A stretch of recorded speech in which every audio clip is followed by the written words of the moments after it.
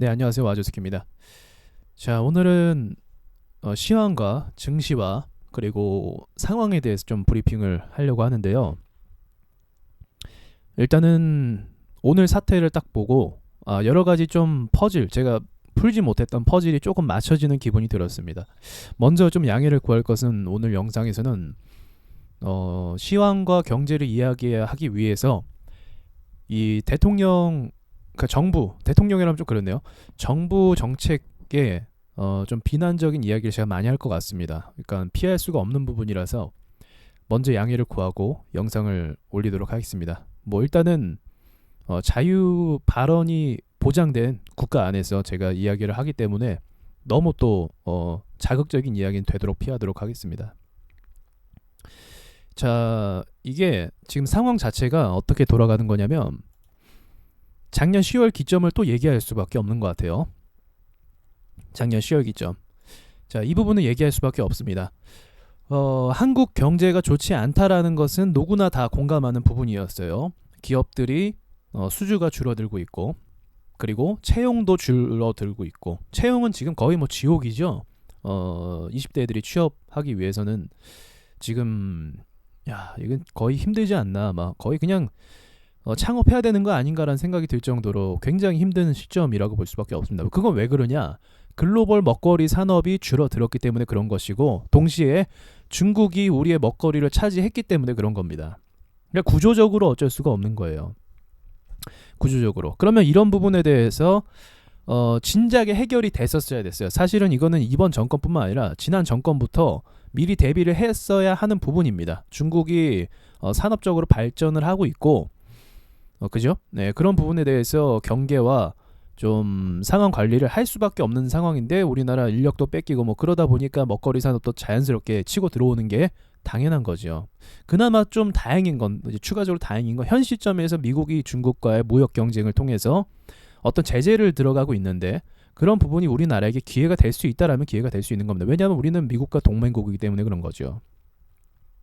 아무튼 그게 근본적인 이유라고 봐요. 저는 일단 그거 부분은 현 정권이 아니라 지난 정권부터 미리 대비를 했었어야 됐어요. 항상 이 경제라는 것도 비즈니스인데 앞에 어떤 지금 비즈니스가 영원히 오래될 거라는 망상을 갖고 있으면 안 되고 계속적인 대비와 다른 강구를 해야 되죠. 근데 그러지 못하고 내수 시장에만 집중을 해서, 그러니까 대기업들이 내수 시장에만 집중을 해서 오히려 중소기업이 피해를 보는 상황이 발생을 했다라는 거죠. 이건 지난 정권 얘기예요.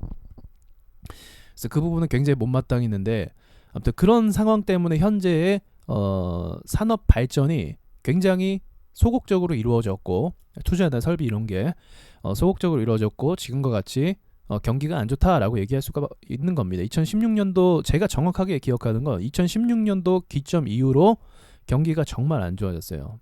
이 이후로. 이땐 거품이었고. 자, 그런 상황을 맞이해서 이제 현 정권에 들어왔는데 안 좋은 거를 당장 정권이 바뀌었다고 해서 좋게 만들 수는 없는 거겠죠. 뭐 그럴 수는 없는 거예요. 그러나 현상 유지는 해야 됩니다. 그것도 당연한 거죠. 네, 좋지는 않지만 그래도 지금 잘 되고 있는 산업군에 대해서는 정부가 적극적인 지원과 혜택을 주는 게 맞는 거예요. 그나마 유지하고 있는 거니까. 걔네가 또 세금을 내고 있고요. 그런데 이제 이번에 그 일본 정부에서 공식적인 입장을 발표를 했습니다. 무엇이냐? 이거는 이제 어떤 정치적인 공약일 수도 있겠지만 현 정부가, 이제 우리나라 정부가 북한과의 제재에 있어서 긴밀히 협조를 안 하는데 어떻게 그것을 계속 제공할 수 있냐? 심지어는 이제 그런 얘기까지 있죠. 심지어는 한국 측에서 북한에게 어떤 그 자원을 공급을 했다. 무기를 만드는 데 쓰이는 자원을 공급을 했다. 그래서 중단을 했다. 이렇게 얘기했습니다. 근데 이거는 사실 여부를 떠나서 일본 측 입장에서 그 명분이 있어야 되잖아요. 단순히 감정 대응을 했다라고 하면 안 되니까 명분이 있어야 되기 때문에 대북 제재를 명분으로 통해서 얘기했다라는 겁니다. 그래서 진짜일 수도 있고 아닐 수도 있고, 그거는 후에 자료를 봐야 알 수 있는 부분인데, 근데 중요한 건 뭐냐면 일본이 그렇게까지 얘기를 할 만한 거리를 만들었다라는 게 문제인 거예요.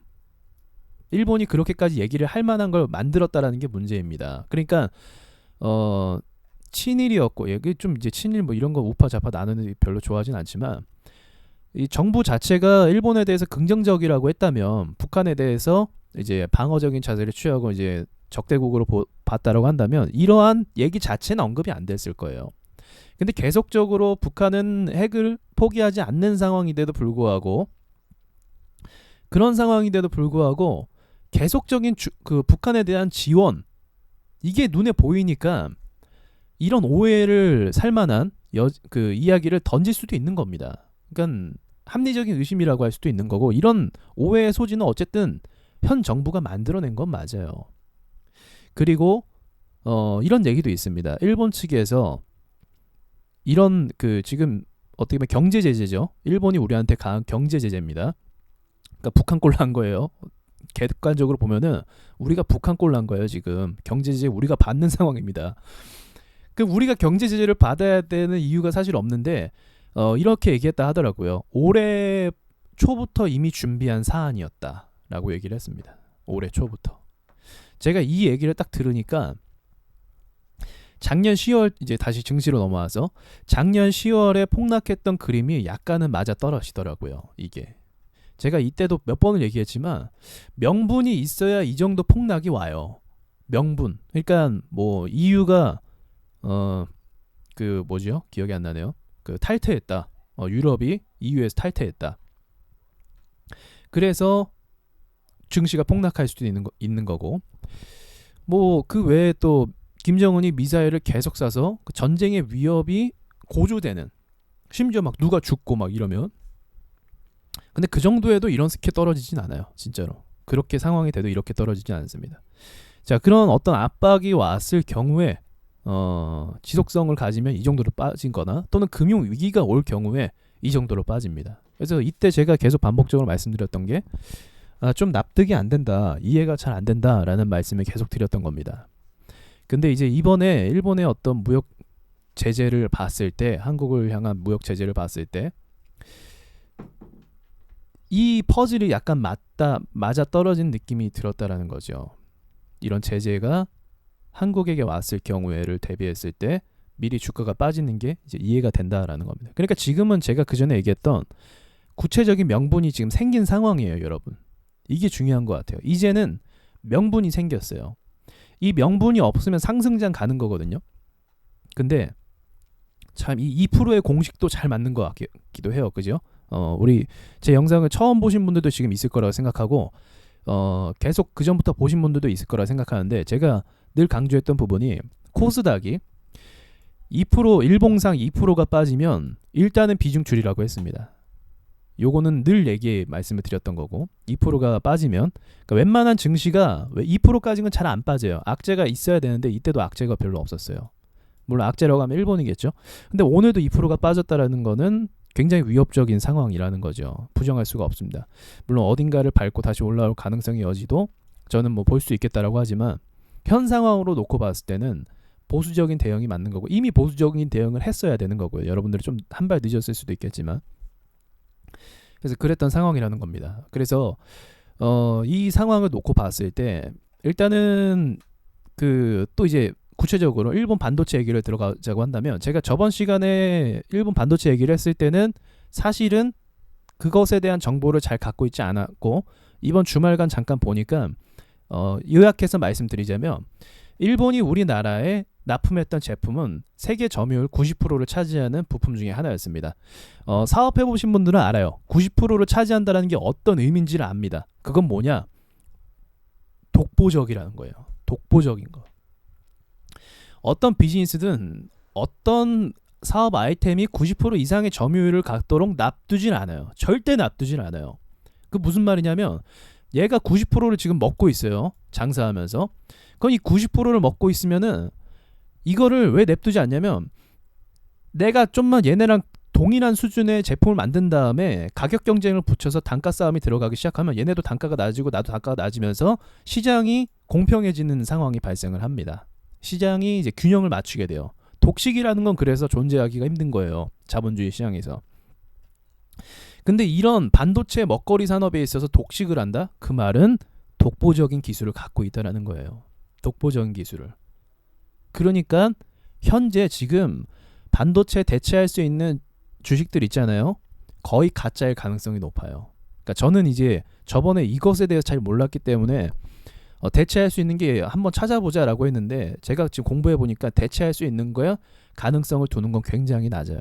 그러니까 지금 테마 잡아서 올라가는 거지 그 지금 올라가는 주식들의 지속성을 기대하기에는 굉장히 어렵습니다. 아마 동진 세미캔도 마찬가지 아닌가요 지금 오늘 오르는 거? 네, 그런 애들의 지속성을 기대하기는 어렵다라는 게 이제 제가 결론을 내렸던 부분입니다. 그러니까 작년 10월장부터 시작해서 이 세컨더리 보이콧 얘기가 돌았었는데 이때 돌았었는데 그때 떨어지는 명분이 없으니까 저의 입장에서는 세컨더리 보이콧으로 떨어지는 게 가장 유력하다라고 생각은 했었어요. 그래서 그때 그 부분도 말씀을 드렸던 것 같네요. 세컨더리 보이콧 때문에 떨어지는 걸 수도 있다. 그러면은 정말 경제 제재가 들어온다라는 거거든요. 부정할 수가 없거든요. 근데 미국도 현재 침묵하는 상황에서 어떤 식으로 전개가 될지도 모르지만 단순한 어떤 좀 압박과 위협으로 끝날지 아니면 지속성을 갖고 갈지 이 부분에 대한 부분이 정말 중요한 요소가 될 것 같습니다. 그러니까 일본 측에서도 제품을 공급하지 않으면 문제가 있는 것도 맞고 우리나라는 더 큰 문제가 있는 것도 맞는데 이게 과연 보여주기식인지 아니면 지속성을 갖고 갈 것인지에 대한 문제가 굉장히 중요할 것 같아요. 아마 추가적인 일본에 대해서 제재가 발표가 될 것 같기도 합니다. 왜냐하면 지금 현재 상황에서는 굉장히 이 악감정이 고조가 되고 있는 상황이라서 해결 상황으로 갈 것 같진 않아요. 여러분도 아시겠지만 지금 반일 감정 막 내세워서 지금 언론도 막 부추기고 있고 막 그러고 있거든요. 현재 막 일본차 막 부시고 있고 그러니까 이성적이지 못한 행동들을 막 하고 있는 상황이에요. 근데 그거를 마치 정당한 것처럼 지금 보여지고 있는 게 현 상황입니다. 이런 상황에서 화해 구조로 가기에는 어렵겠죠. 그리고 지금 정부의 최선책은 일단 우리가 경제가 좋은 것도 아니고 지금 가계부채 터질까 말까 지금 굉장히 부담스러운 상황인데 이 상황에서 한 발 물러나는 게 맞다라고 봅니다. 우리가 이득될 게 현재로서는 코딱지만큼도 없습니다. 솔직히 말해서. 그리고 이제 우린 주식하는 입장에서 이 증시 상황이 발생된 건 이거는 정부의 영향권이라고 볼 수가 있어요. 그죠? 과연 올해 말에 증시에 대해서 뭐라고 얘기할지 모르겠네요. 왜냐하면 문정부가 처음 출범했을 때 이거 바이오주 거품 때문에 올랐거든요. 그러니까 거기서 그랬잖아요. 청와대에서 지금 증시 봐라 올랐다. 지금 경제 잘하고 있다. 이렇게 얘기하고 있었어요. 그때도 영상 올렸습니다. 제가 거품 때문에 올라간 건데 마치 자기네들이 뭔가를 한 것처럼 올랐으니까 이거 거품 때문에 바이오주 그 막 완전 뻥거품 때문에 신라젠 때문에 오른 건데 마치 어떤 실적이 있는 것 마냥 얘기했는데 이번에 과연 어떤 소리를 할지 궁금합니다. 그러니까 우리는 어떻게 보면 이게 정부의 어떻게 보면 피해자라고 볼 수도 있는 거예요. 정책에 의한 피해 구조라고 볼 수가 있는 겁니다. 제가 다시 얘기하지만 먹거리 산업에 있어서 앞으로 진출 못한 전 정부의 책임도 있어요. 그러나 그것 때문에 주가가 이렇게 막 박살나지는 않습니다. 2% 빠지진 않아요. 이제 계속 빠지다가 뭐 이렇게 흘러가는 거지. 왜 눈앞에 어떤 위기가 없으니까. 주가가 떨어지는 결정적인 이유는 위기로 인한 부담감입니다. 위기로 인한 부담감. 그래서 만약 증시가 다시 오른다라고 한다면 저는 거품이다라는 거에 베팅을 할 겁니다. 무조건. 거품이에요. 다음에 오르는 건. 그래서 지금 오를 만한 이유가 없다라는 게 현 상황인 거고요. 이미 템포를 놓쳤기 때문에 이것을 수습하려면 2, 3년 정도는 더 기다려야 한다고 봐요. 어쨌든 세계 글로벌 경제 시장도 빠르게 변화하고 있기 때문에 그 빠른 템포에만 좀 맞추면은 신사업이나 먹거리 산업을 공략할 수 있습니다. 충분히. 그리고 지금 경계해야 될 부분들이 지금 우리가 후진국이라고 알고 있던 몇몇 국가들 걔네가 치고 올라오는 것도 굉장히 경계를 해야 돼요. 이 틈에 걔네가 기회거든요. 또 안 그러겠습니까? 또 기회를 노리고 있어요. 여러모로 여러 나라들이. 그래서 방심할 수 없다라는 거. 그리고 참고로 일본이 GDP가 4위인가요? 그래요. 4위 세계에서. 그러니까 겁나 잘 사는 나라예요. 그러니까 우리나라 사람들이 봤을 때 약간 저평가하거든요. 일본을. 근데 저평가할 수 있는 레벨이 아닌 것 같아요. GDP 4위를 괜히 유지하고 있겠습니까? 예, 그거는 확실히 우리보다 세다라는 걸 인정할 수밖에 없고 국방력도 3인가 뭐 그랬던 것 같은데 아무튼 국방력 한번 체크해 보세요 여러분들이. 자 그런 상황입니다. 그래서 제 이야기의 결론은 현 상황이 분명한 악재로 떨어질 만한 재료가 생겼다라는 게 오늘 영상의 좀 포인트겠네요.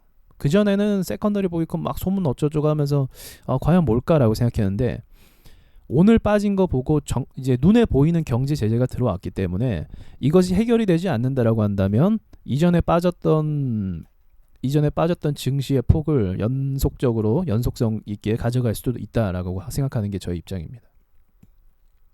이 정도 지났으면 이제 올해 좀 잘 버텼으면 올라올 만도 했는데 이 악재가 생겼고 이 악재는 전적으로 정부의 정책에 대한 실패라고 볼 수가 있습니다. 실패요. 만약에 여기 터지고 나서 6월 말쯤이었죠. 터지고 나서 좀 화해 모드로 갔었다라고 한다면 오늘같이 추가적으로 빠지는 상황은 없었을 겁니다. 그죠? 지금 일본 자동차 부시고 있고 뭐 불매 어쩌고저쩌고 하고 있는데 별로 우리나라 내수가 그렇게 큰 게 아니라서 엄청난 타격도 없습니다. 예. 그래서 여기에 대한 대응도 딱히 할 게 없어요. 제가 봤을 때는 없어요. 지금 우리나라도 힘들거든요. 그런 상황이라는 거. 자, 그리고 이제 뭐 이거는 개인적인 얘기가 될 수도 있겠는데 이제 지금 상황에서 이제 매도를 해야 되냐 또 뭐 팔아야 돼 뭐 신규로 사야 되냐 뭐 그런 분들이 있는데 제가 늘 얘기했지만 지금 이렇게 꺾인 상황 이미 반등에 실패한 상황이라고 해야겠죠. 예, 반등에 실패한 상황에서는 이미 여기서 실패한 거거든요. 이 라인에서 이미 실패한 상황에서는 테마주 그러니까 지금처럼 막 모남이라든지 또 그 동진 세미캠 뭐 이런 테마주 있잖아요. 이런 테마주 제외하고는 정말 그 수익을 낼 수가 없어요. 그럼 테마주는 또 어떻게 공략하냐? 그거는 완전 단타죠. 데이 트레이딩 눌린 거 잡는 거 이런 거밖에 없죠. 그러니까 그런 거 아니면은 현재로서는 굉장히 어려운 상황이라서 지금 오늘 3% 빠질 기세예요. 2.8%. 그러니까 이 정도 기세를 보이고 있기 때문에 이거는 정말 큰 부담감과 압박이 맞습니다. 그래서 주식을 안정적으로 한다라고 한다면 제가 얼마 전에 얘기했던 것처럼 여기였죠. 730포인트를 돌파하는 움직임이 있어야 그 다음에 안정권 있게 여러분이 매매할 수 있다라고 말씀을 드렸었어요. 네, 드렸었습니다. 그래서 각자 잘 살아남으시길 저는 바라겠습니다. 그래도 뭐 항상 이런 악재 속에서도 다시 올라오는 그림도 있고 또 살아났던 사례도 있기 때문에 자그마한 어떤 희망을 갖고 증시를 지켜보도록 해보죠. 이상 마치겠습니다.